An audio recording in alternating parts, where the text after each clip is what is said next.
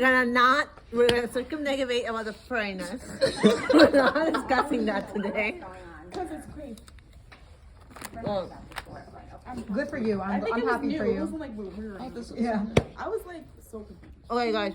Lian, can you do me a favor? Can you face that cowl toward? Actually, can you face it to me? Okay, guys. That's a good cowl. The neck, can you face it? That's a good cowl. Okay. Yeah, not yours. Yours is collapsing a little too much at the bottom, and we know that.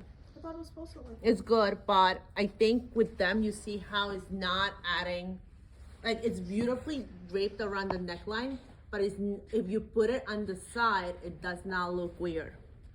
Does that make sense? It's a balance. Now, if you guys were to change this into different fabrics, meaning the lighter the fabric it is, like chiffon, you will not even notice it. It will be barely there. For yours, for example, if you were putting chiffon or georgette, it will be very drapey. It will just be Flat almost, right? almost flat. So you have to keep that in mind. Now, that being said, when that happens, that's when we have to go really deep with the pleats. Now you understand why you have pleats and no pleats? It all depends on your fabric, okay? So the good news is that we're in the last part of our lesson because, no. Okay. Today has been a long day already. It's only day one. Yeah. So either way, Oh, I'm just gonna Lord. do everything all at once. Okay? And the good news is if you guys want to do a cowl in the back because you want to push yourself today, be my guest. I'm pushing But nothing. yes, remember, if you have cowl at the front and cowl at the back, it will fall off on a person. It will go ploop. What if it has like a tie? Yes. Then it'd be fine. You need to have a tie on the shoulders or something like a string or a spaghetti strap between the shoulders to hold it in because there's so much loose fabric that it can open. Does that make sense, guys? So that's why it's really hard to have two cowls. But if you want to do that, be my guest. So the way that you do a cowl in the back is the same way you do it in the front. It's just even easier because there's no bust. So, but for this demo right now, I'm just gonna do a flat back on the bias. Same way, I couldn't find a square, so I just found the grain. Meaning you just fold it into a 45-degree angle. You're gonna do the same thing that you did, but this time I'm gonna give myself plenty of seam allowance. Unlike before, and you can see it, like it goes. So, Switch so I can go over here. so you can see it right now. This whole entire drape is based on balance, guys. I know a lot of you struggle with finding the center front and making sure the center front does not shift, correct? Same thing here. Now the good news about the back is, since it's simpler, we can do it all at once. The only difference too, you might want to add a tape that connects your strap to here, meaning a style tape, a black tape if you want to. I'm just gonna do it blindly because, okay? Professor is tired already. All right, so then we are gonna do the same principles that we do with draping. We always drape the neck first. Remember that part? It's been a while, I think. And then we slash into the neck. We slash the muscle into the neck with better scissors, of course, and we make it flat and beautiful.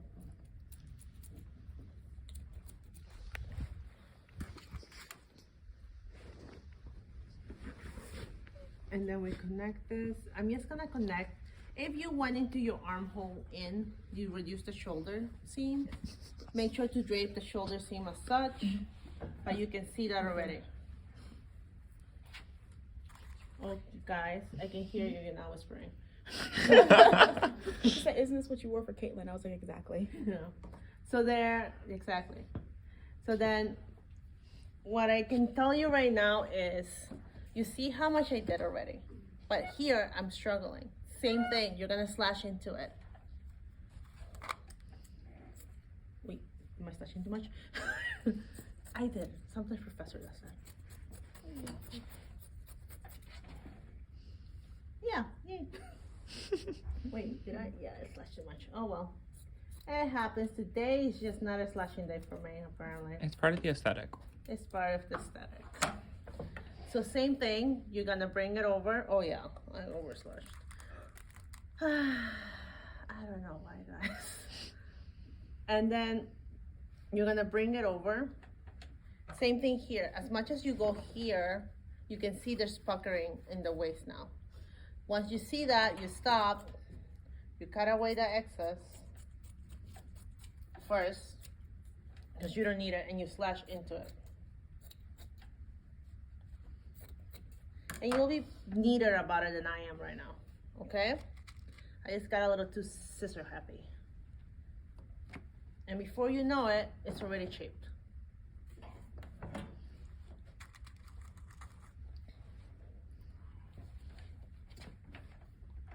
Now, you see how much puckering that is right now? What we're gonna do is, we're gonna try to ease that out. Meaning, we're gonna just try to rebalance this by pinning it and seeing what happened there. What are the benefits of doing it back in bias? Well, because usually if you change your grains, then this is not gonna behave the same way. That's why if you do one thing bias, you have to do the whole thing bias. Because think about it. Then when you have a length grain on the back, maybe one of the sides here looks higher than the other. Because the fabric moves on you. So they grow at the same rate, that's why. Also, I think if you use fabric that reflects light, it'd be also weird, right? I agreed, yes. Okay.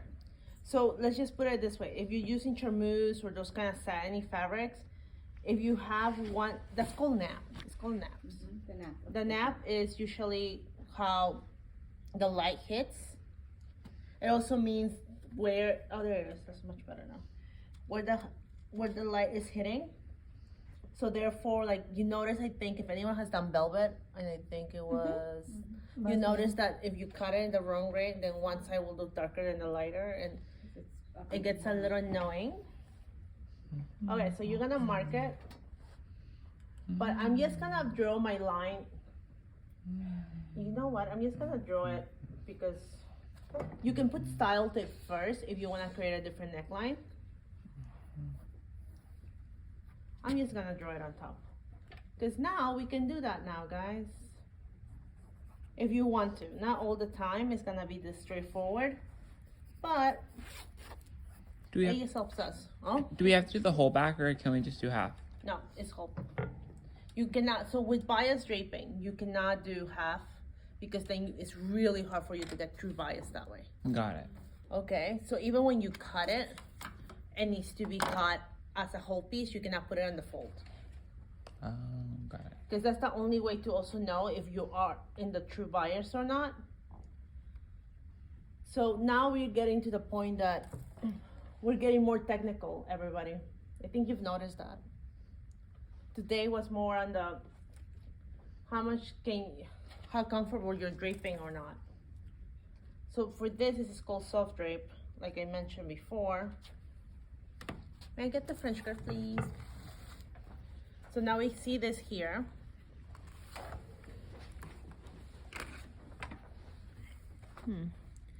And thank you so much.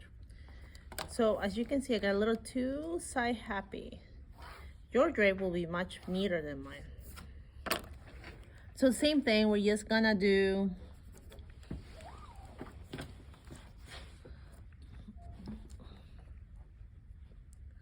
just try your best. Like I said, you don't have to finish this for homework. No. For anyone who didn't miss this, you don't have homework this week for the homework.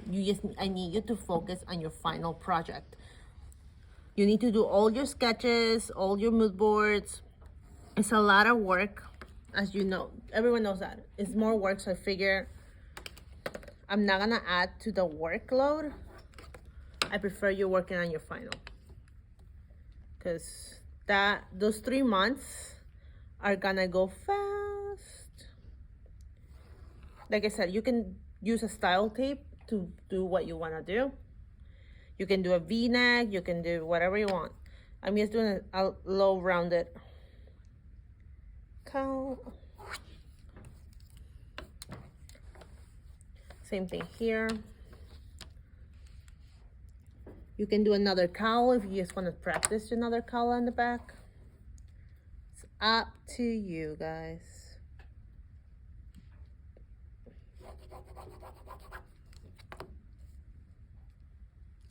I decided to do a very simple drop neckline. Now, why am I dropping neck? Because I can. So you guys know, if you have something very deep in the back, you don't always have to go all the way up to handle it. At most, maybe 2 inches if it's super deep, like to your waist, to control it, because your shoulder's gonna control how much more it's gonna drop. Since my cowl is around a little above my apex, I can maybe drop it up to here, my neckline, because it still will have control. Now, if I were to drop it all the way beyond, like the bra strap, then no, everything's gonna fall. So you have to start thinking about those things too. Okay, and then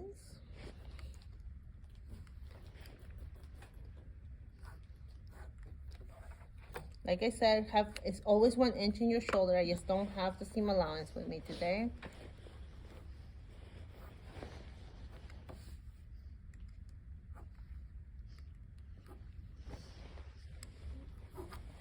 Remember your seam allowances.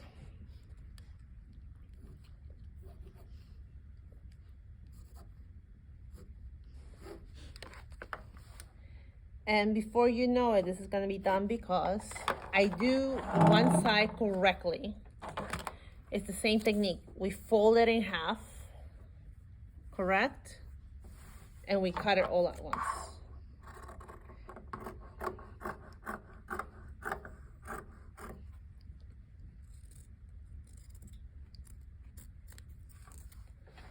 And then with the other side, it seems like I do have seam allowance, so yay. Because I didn't butcher it. Doesn't seem like it has everything, but that's okay.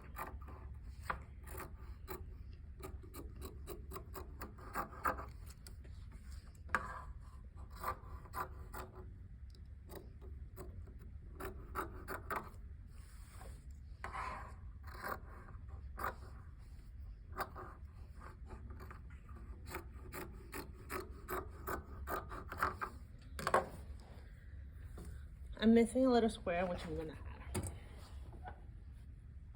And that's it. You see that already? Look. Done. Oh, you also don't have to dart it? Uh-huh. Because it's unbiased. It's unbiased. Unbiased, so There's no darts. Oh, wait, that's pretty. That's it. Okay? This is where I want you guys to get to. As soon as you're done, just show it to me and you can leave. Okay?